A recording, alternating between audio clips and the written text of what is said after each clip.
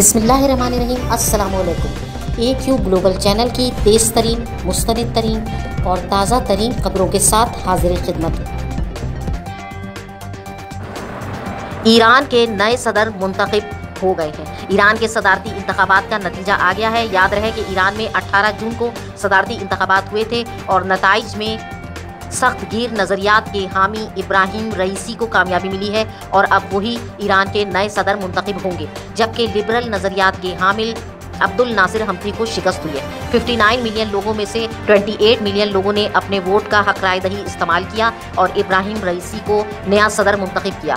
इस फैसले से अमेरिका को खासी ठेस पहुंची है, क्योंकि इब्राहिम रईसी अमेरिका की गुड बुक में शामिल नहीं है और अमेरिका उनके सख्त गिर नज़रियात के खिलाफ है और उन्हें इंतहा पसंद मुसलमानों की फहरिस्त में शामिल करता है, जबकि अब्दुल नासिर हमथी अमेरिका के लिए काफ़ी पसंदीदा शख्सियत रहे हैं। लेकिन ईरान की अवाम ने इब्राहिम रईसी को ज़्यादा तादाद में वोट देकर अपना नया सदर मुंतखब कर लिया है।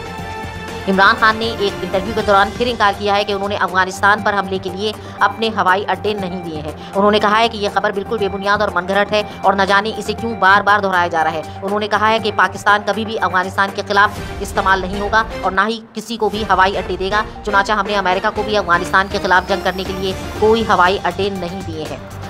रूस की जानिब से कहा गया है कि अगर अमेरिका चाहे तो उनसे बातचीत हो सकती है और हर मामले पर बातचीत हो सकती है। रूस की जानिब से कहा गया है कि अमेरिका कभी भी मज़ाकरात में संजीदा नहीं रहा, लेकिन अब अगर वो पुरअमन मज़ाकरात में संजीदा है तो रूस की जानिब से भी दोस्ती का हाथ बढ़ाया जा सकता है।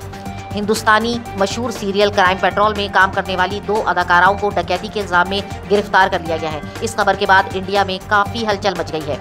पाकिस्तान में कोरोना वैक्सीन की कमी की वजह से कल कराची में भी कोरोना वैक्सीन के सेंटर बंद रहेंगे, जबकि हुकूमत इस बात को मानने से इनकारी है और हुकूमत ने कहा है कि कोरोना वैक्सीन के सेंटर महज इसलिए बंद रहेंगे ताकि लोगों को थोड़ा सा रिलीफ दिया जा सके और वो सुकून के साथ कोरोना वैक्सीन लगवा सके। उन्होंने कहा कि कोरोना वैक्सीन में अगर किसी किस्म की कोई कमी आई भी है तो उसे पूरा करने के लिए हर मुमकिन कोशिश की जा रही है और तकरीबन हर माह ही पाकिस्तान में कोरोना वैक्सीन की नई खेप पहुंचती है और इसे आवाम को लगाया जाता है ताकि आवाम एक महफूज ज़िंदगी गुजार सके।